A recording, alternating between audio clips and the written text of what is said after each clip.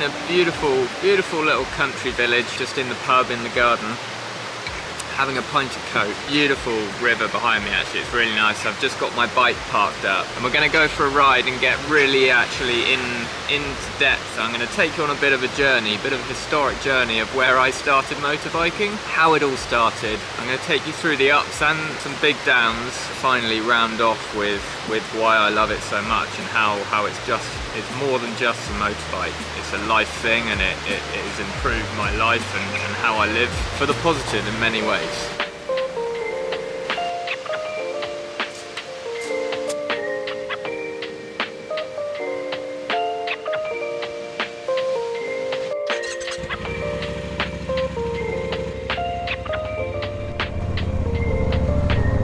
So where did my love for motorbiking begin? It all started, basically my cousin had a little 50cc. It was a PW Yamaha 50cc in blue, Yamaha blue, and it was epic. We had so much fun on that thing. Whenever I was round, we'd be out straight out on that little 50cc motorbike in his parents' garden, just causing havoc. You know, as kids do, making jumps out of wooden planks and tree trunks, ripping up the garden a bit, shall we say, possibly annoying the parents, pestering them the whole time for more fuel. It really was so much fun, and that is where, didn't realise at the time, but that is definitely where my motorbiking little seed was planted, and it began there. So it is thanks to my cousin.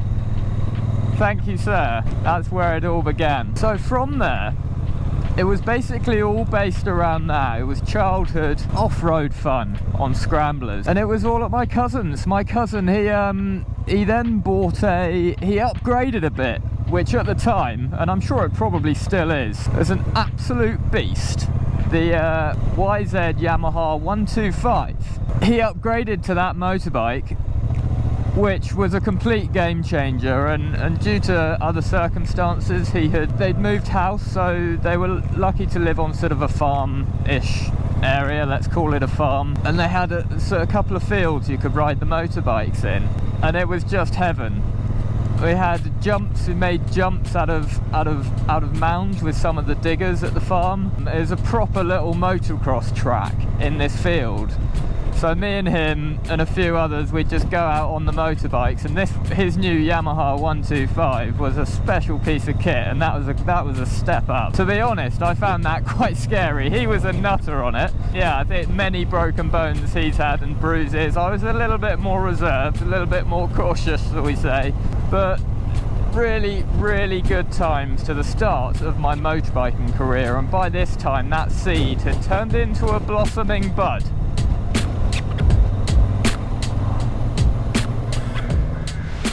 So I would say after that being a high positive point of my introduction to motorbikes and my motorbiking career, I took a couple years off after that, getting a bit older, around the sort of 17, 18 years age, and as a lot of people do, I went travelling with a group of friends, great mates, just went out travelling. We actually went to India, had a really, really good time, loved the country, and as you do, we rented out some scooters out there, which is great fun, really nice to do. A lot of people do it, but as you know, the roads out there in India are, and at the time we were possibly quite naive to, the roads can be, to say the least, quite dodgy, and this was a low of the motorbiking career, and I suppose actually my life as well, that this event seemed to possibly trigger some mental health problems and a bad period in my life. But a friend out there had died in a motorbike crash when we were renting the scooters with my friends, and that was a really big impactful thing on all of us, and it was definitely a big impact on me, not just motorbiking but your life, to see that happen at that age and being quite naive about it, and then for that to happen to a very, very close friend and a special person does affect you, and whether it was related or not, I don't know, it's too hard to say. Ever since that, really, I've been struggling with mental health problems, anxiety, depression, you know, all of that, and I can't link it to anything, but that seems to be a big point that could possibly trigger something. So that was really tricky, and I didn't ride a motorbike again after that for a long time. Yeah, I never thought I'd sort of potentially talk about this on camera, but I'd like to show obviously remembrance and respect and much love to Rory, the friend who passed away in India. That was a big moment, not just my motorbiking career, that's nothing compared to the life impact that had. Having that been a really bad time, for sort of 7 years after that, didn't ride a motorbike, but I was also struggling, had my mind on other things, struggling with depression, anxiety, and obviously very tough having that, going to university, struggling there, trying to find my path in life. I actually went to learn to go sailing in a place called UKSA on the Isle of Wight to learn sailing. I'd sailed, taught water sports for a few years actually, but through all of this I was struggling, travelling around the world on boats as well. I hope this point can hopefully help some people maybe who struggle from mental health and can possibly relate to this, can make you feel less alone, or a bit better about yourself. It happens to a surprising amount of people. That's all a low point. There's all ups and downs, as I was saying at the beginning of the video. Let's jump on the bike again and go over when I started to improve my mental health. Things genuinely did start to get better when I took up motorbiking again. Let's jump on the bike and I'll explain that some further. Moving on to getting into a more happier spot now of my biking career and why I love riding motorbikes. After India and after that 7 years of struggling, I actually decided to get my motorbike license in the UK. I always loved driving cars, however I felt, however under the weather mentally I was feeling.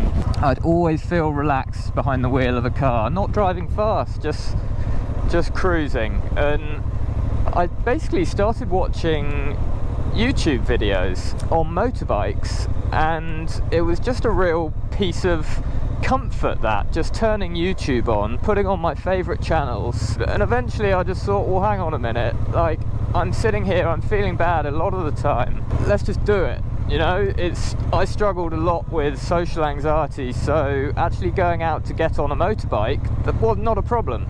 It was a lot, but it didn't really faze me too much, and it was something I was genuinely interested in. It was enough to bring me out of my head, get me off of that sofa or wherever I was, and act, which is such a key part in mental health and such a hard part to do, to get that motivation, to get that want to go and enjoy something. And that is what motorbiking did for me. So I did it. I went and got my license. It really helped, made me feel so much better. Indescribable. I really enjoyed it, in not just the motorbike riding, but actually the goal of learning, having a focus of learning, you know, the highway code and all of the new skills was a massive bonus for me mentally. So from that, as soon as I had my license, I was back in it. Motorbiking I was all over it. So my first bike was a Yamaha Tracer 700. I went straight in there. Cracking motorbike, really good motorbike, great amount of power. Now, I'm not one for having bikes for a long time, I must say. I'm one of those, I'm guilty of that. A year later I traded that Yamaha in for a Triumph Scrambler Street Twin 900cc. I had the Vance and Hines exhaust on it, decatted. Sometimes I'd take the baffle out the exhaust. That thing was mega loud.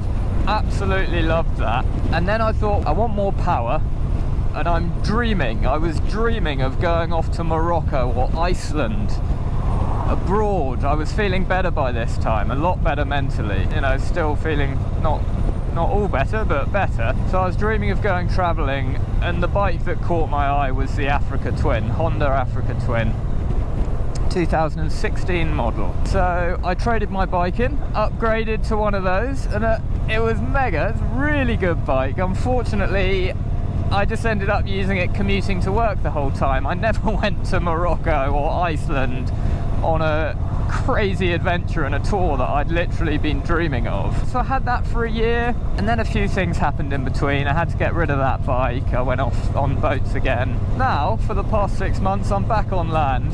Coming up to the present day, I have my Triumph Speedmaster, the bike I'm on now, which I have to say, in all honesty, I absolutely love it.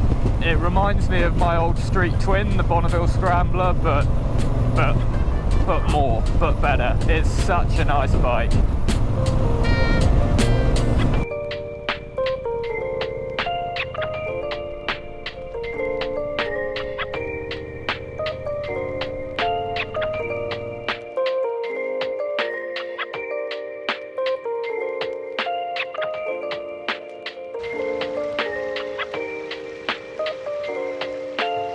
There's my history of motorbiking, all the way up until present day, until now. So as you can tell, it's more than just a motorbike. It's hard to explain motorbiking for me. It's seriously helped me live life again and be happy again. It's a massive, massive part of my life, and it's actually dragged me out of my own head, out of my uncomfortable mental space, and given me a new insight into life. It's that cliche of the sense of freedom it gives you, just getting out on the road. Automatically it just ignites like an adventure. I want to adventure, I want to explore. I feel all of the complicatedness of the mental health issues, anxiety, the bad thoughts. They don't all go, it's not that simple, but they definitely dissipate, and I actually find there's a spark there. Something sparks inside me, and I just really, really enjoy it. The freedom, the adventure, it makes you feel young again, makes you feel like a little kid who's just sort of finding something first time and having fun. Earlier there was a castle, a silly example, but a castle there, like an old ruined castle. I just love stopping off there and going exploring there. For something to give you that much joy out of the whole of life, and that coming basically rooting from motorbiking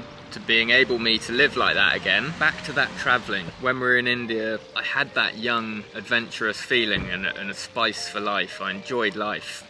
And I hadn't felt that for years afterwards. Don't know why, but I was constantly trying to get that feeling again, and nothing did it until I jumped on a motorbike again. That's the best way I can explain it. And that gave me that feeling of life and feeling fresh and light and enjoying life and having things to do. I can't go into it much more than that. I think I'll stop there because I don't want to overdo it, but I think that hopefully that has explained why I love motorbiking so much. How it's done so much for me. That is it. That's the real reason why I love motorbiking. Thank you for watching, guys. Appreciate it. See you in the next vid.